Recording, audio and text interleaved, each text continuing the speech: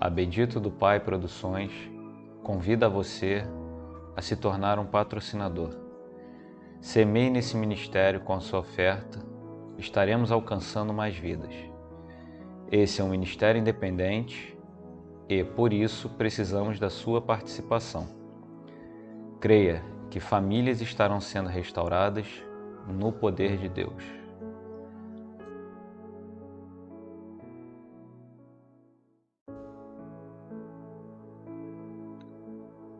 A Bendito do Pai Produções tem o prazer de apresentar o livro Divórcio, a Maldição do Crente.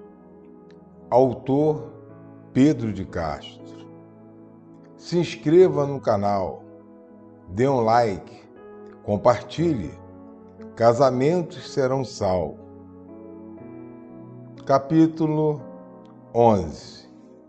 Tirem os olhos dos dízimos.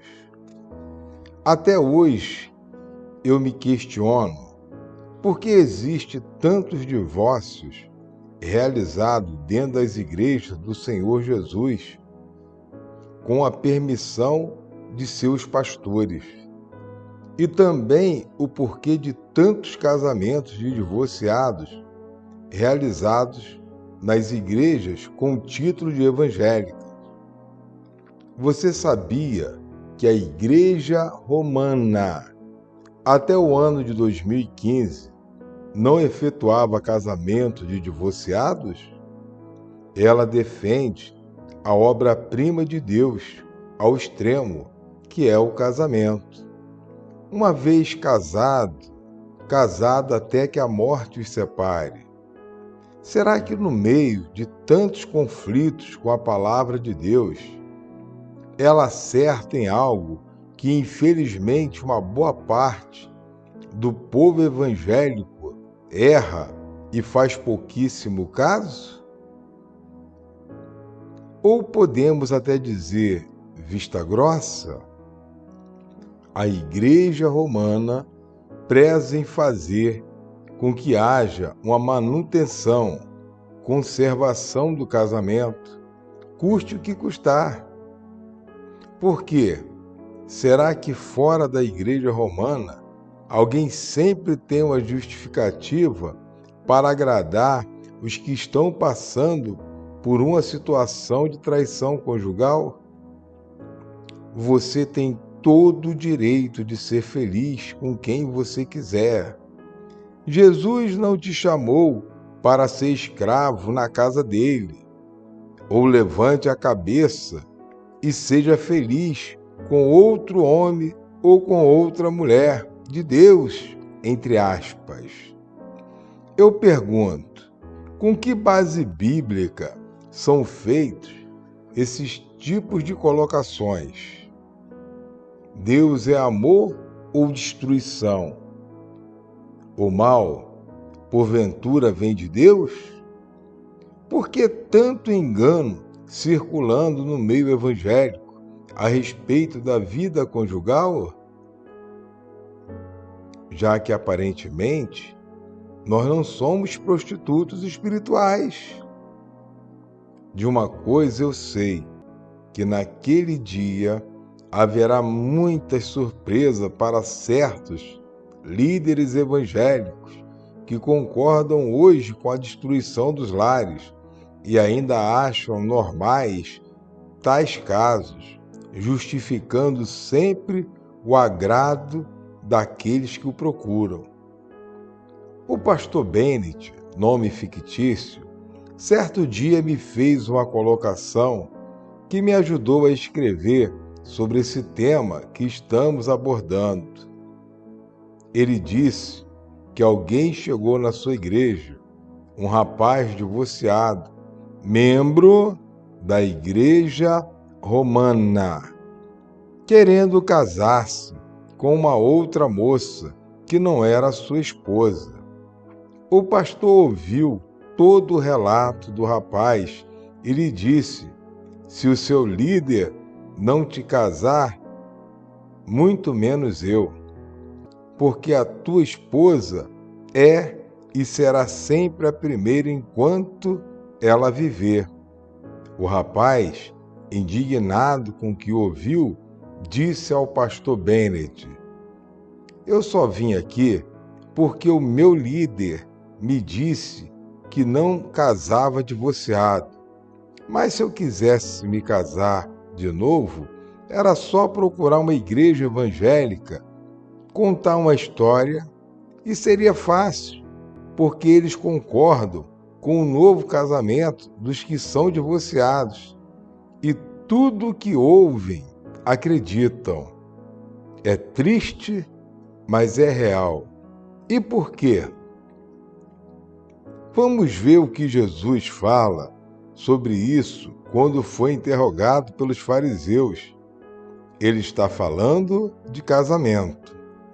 Vieram a eles alguns fariseus e o experimentavam, perguntando: é lícito ao marido repudiar sua mulher e casar por qualquer motivo?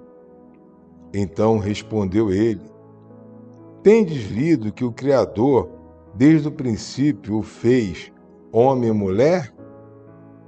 E que disse: por esta causa deixará o homem pai e mãe e se unirá à sua mulher, tornando-se os dois uma só carne? De modo que já não são mais dois, então uma só carne. Portanto, o que Deus ajuntou, não separe o homem.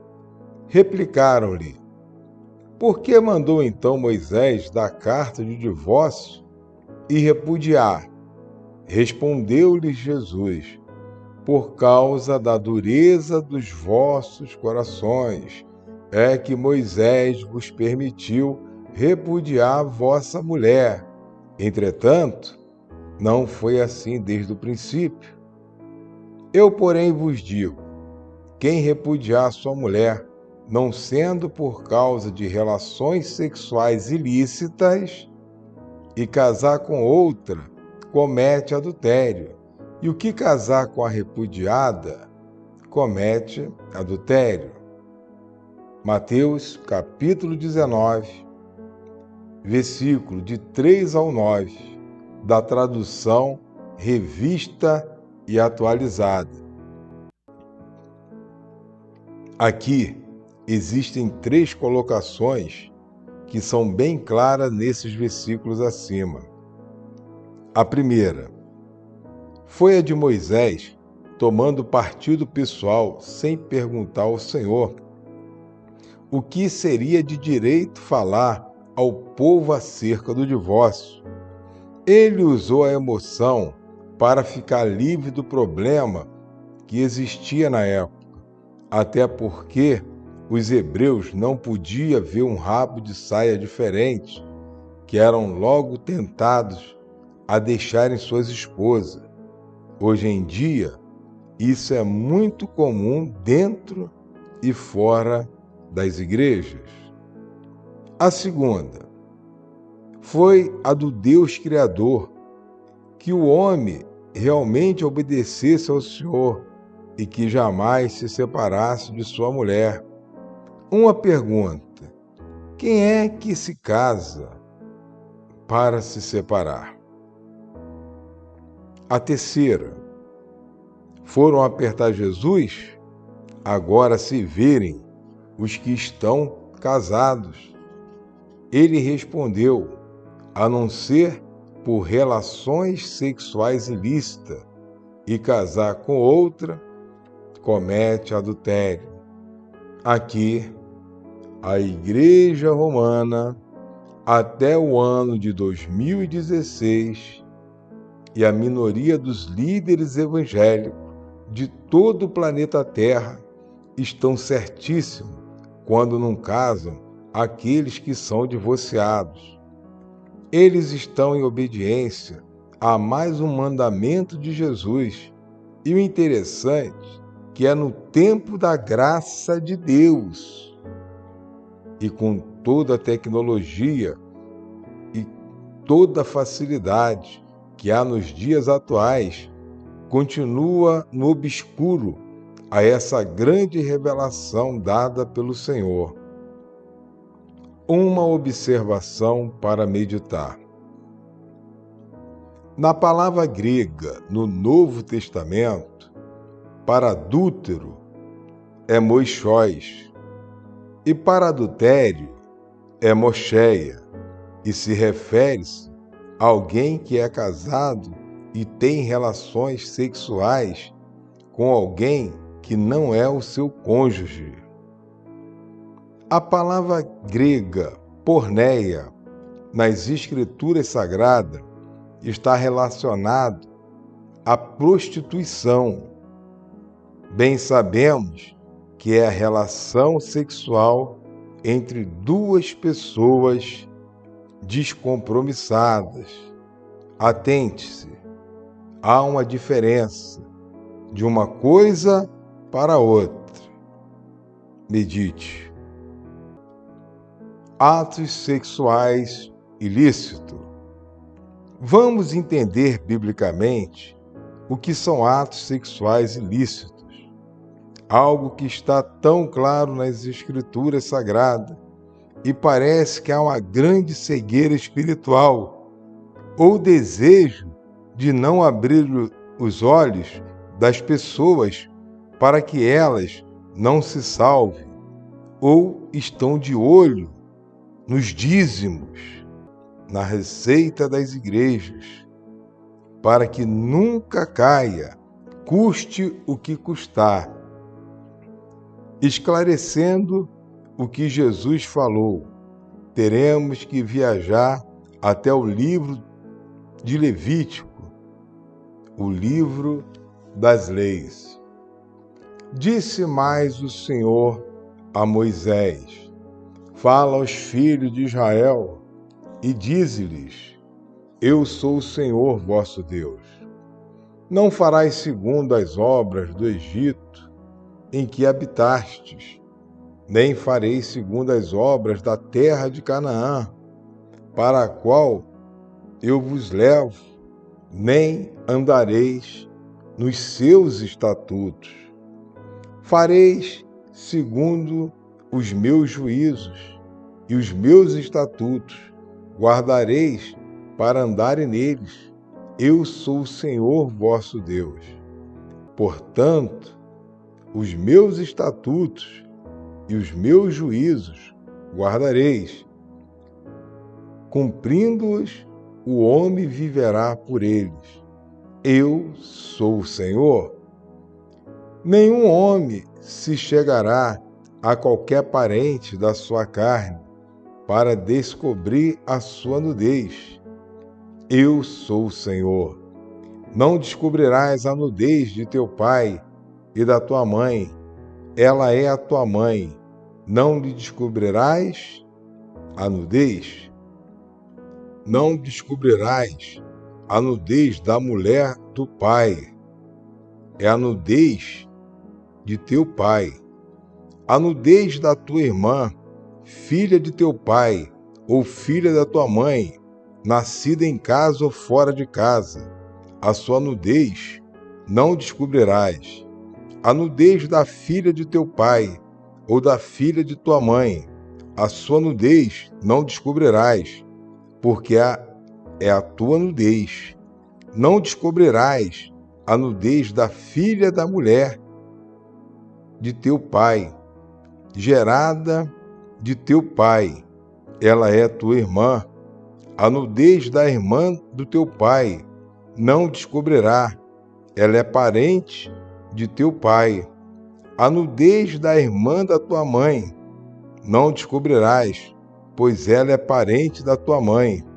A nudez do irmão de teu pai não descobrirás. Não te chegarás à sua mulher. Ela é tua tia. A nudez da tua nora não descobrirás. Ela é a mulher do teu filho. Não descobrirás a nudez. A nudez da mulher de teu irmão não descobrirás. É a nudez do teu irmão. A nudez de uma mulher e de sua filha não descobrirás. Não tomarás a filha de seu filho, nem a filha de sua filha para lhe descobrir a nudez. Parentes são, maldade é. Não tomarás com tua mulher outra, de sorte que lhe seja rival, descobrindo a sua nudez com ela durante sua vida. Levítico, capítulo 18, versículo de 1 ao 18, tradução, revista e atualizada. Lendo estes versículos bíblicos, fica tão claro a resposta de Jesus aos fariseus sobre a questão do divórcio, onde tem verdadeira validade para toda a humanidade, que é somente em casos de casamentos realizados com parentescos de primeiro grau. Será que é tão difícil as autoridades eclesiásticas evangélicas entenderem isso? E por que foi dado esse discernimento aos da Igreja Romana e apenas a minoria dos líderes evangélicos? Será que tem realmente colaborado para o crescimento da instituição chamada família? No terceiro versículo desse texto, o Senhor pede para não imitarmos as obras do Egito, e o que, na verdade, tem acontecido em muitos ministérios cristãos. A vontade de Jesus ou a vontade do Egito reinando na maioria dos casamentos realizados nos dias atuais? Ser discípulo de Cristo tem um preço, e te digo que ir para o céu também. A visão do homem ou da mulher de Deus precisa estar de acordo com as Escrituras Sagradas e não com raciocínio humano. Talvez você se encontre em adultério e isso lhe foi revelado agora, e diga: o que eu faço? Eu te respondo: seja livre de toda condenação e lute por aquilo que lhe foi saqueado. Lembre-se, ou você dá ouvido às Escrituras Sagradas ou aos ditos populares. E o que você quer para você? Olha para o seu coração e diga a você mesmo se é feliz com essa vida de aparências e de prestação de contas que você leva. Se essa é a sua situação, dê um basta nesse sofrimento. Jesus disse que é melhor entrar sem olho nos céus do que ir com os dois para o inferno. Creia que o Senhor Jesus é contigo, seja livre e tenha uma vida abençoada. Observe Deuteronômio, capítulo 24, versículo de 1 a 4, da tradução Revista Atualizada. No versículo 3 e 4 diz: e se este aborrecer e lhe lavrar o termo de divórcio, e lhe der na mão, e a despedir da sua casa, ou se este último homem que a tomou para si por mulher vier a morrer, então o seu primeiro marido que a despiu não poderá tornar a desposá-la, para que seja sua mulher, depois que foi contaminada, pois é abominação perante o Senhor. Assim não fará pecar a terra que o Senhor teu Deus te dá por herança. Lembra-te que o divórcio foi dado para parentesco de primeiro grau. Ela ou ele não poderiam voltar para o anterior, já que estava estabelecida a separação neste caso. Se voltasse um para o outro, numa linguagem de hoje, seria incesto, pecado, ainda que o segundo estivesse morto, porque havia uma lei estabelecida por Moisés. O interessante é que no Velho Testamento não se autoriza o casamento da repudiada, do repudiado, em momento algum. Devido à lei de Moisés, os parentes de primeiro grau não se dão em casamento. Basta lembrar que a sogra vira mãe, a cunhada vira irmã.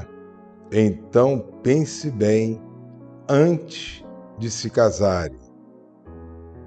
Quem conhece as Escrituras Sagradas sabe muito bem que Abraão era casado com Sara, sua própria irmã, e não era pecado, por não haver lei ainda estabelecida.